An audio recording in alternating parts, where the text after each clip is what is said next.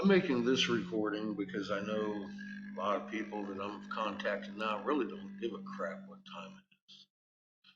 They just want to know what's going on here with the archaeology, not really how I came upon this or how I found it or how I figured it out. They're lost. The material's up there. Out here in Michigan, sent me this magnetic. My friend Jessica has this mine. She sent me her magnetic map. I said I want to dig here. Found an awful lot of white concrete. This in here is a small step pyramid, and I was over here, basically off screen a little bit, digging in a snake pit. The Jesuit order had a little church right over here that is a house now. They had the natives in the area collect all the snake effigies and put them in this pit, build this pit deep and strong, and then they murdered everybody that knew what was in the pit. I studied and I figured out exactly what was going on out here. I don't know how all these archaeologists missed it. Normally, I said I want to dig here and dug there and found about a ton of concrete. They call it living stone. It's not concrete. They built it down here in this pit. We'll get to that pit here in a minute. This is the landing pad where Engineer Tar took off from when the waves washed over the halls of Amenti.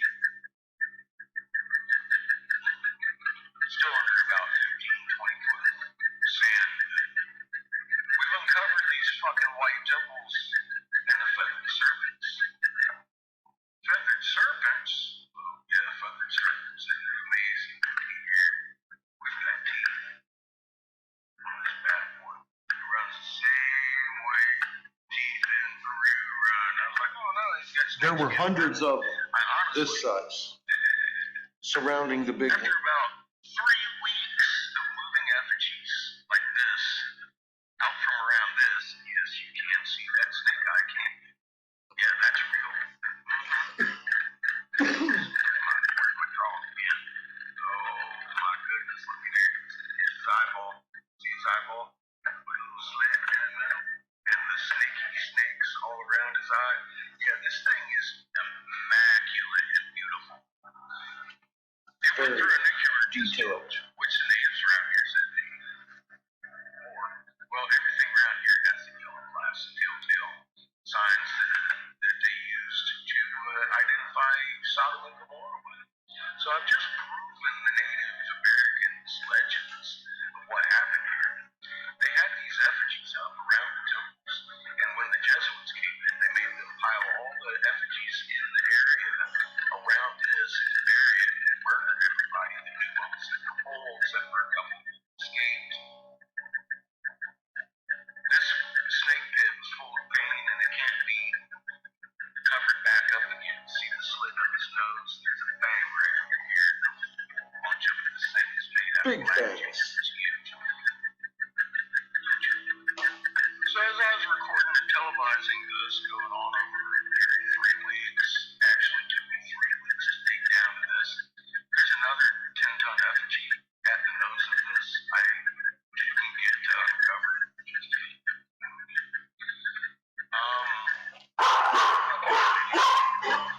Okay, I thought this was pregnant.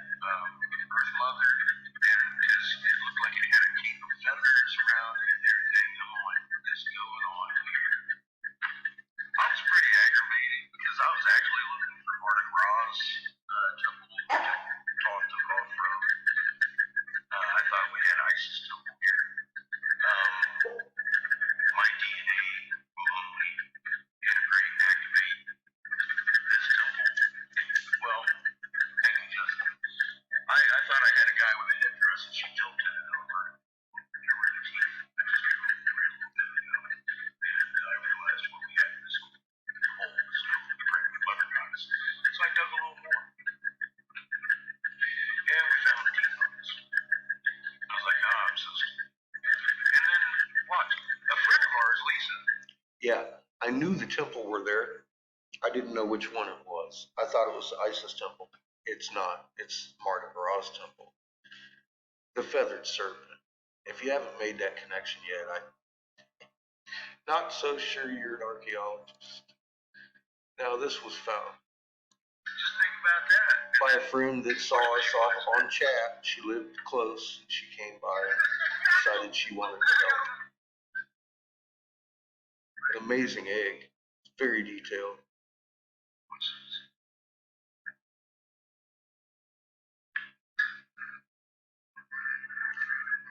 I don't know where I put the footage. Here it goes. This whole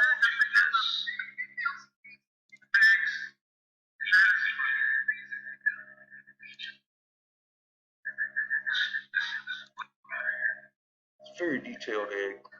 Hieroglyphs all over it. eyes of Ra. All of this footage comes from weeks of live digs. I've cut out little excerpts of it. This here is the feathered serpent. Huge plume pieces back in here. This one here is a feathered plume also. It looks like angel wings. The rock itself is amazing. Inside here, about where she's standing, there is a pit that goes down about 15 feet further in the actual 12,000 year range of this hole. It is glass batch sand. It is pure silica sand. It has no shells in it or anything. It has white powder that looks like sodium carbonate, maybe. The same stuff we use to make crystals today. Except over here in this side, it started developing crystals. I believe they're magic water that they poured on their mix to make these things hard. Is mercury. And I think it's venting through these rocks on this side that we hadn't excavated yet. Further excavation was to be done. I know how they made all these. There were hundreds of smaller effigies. They all match.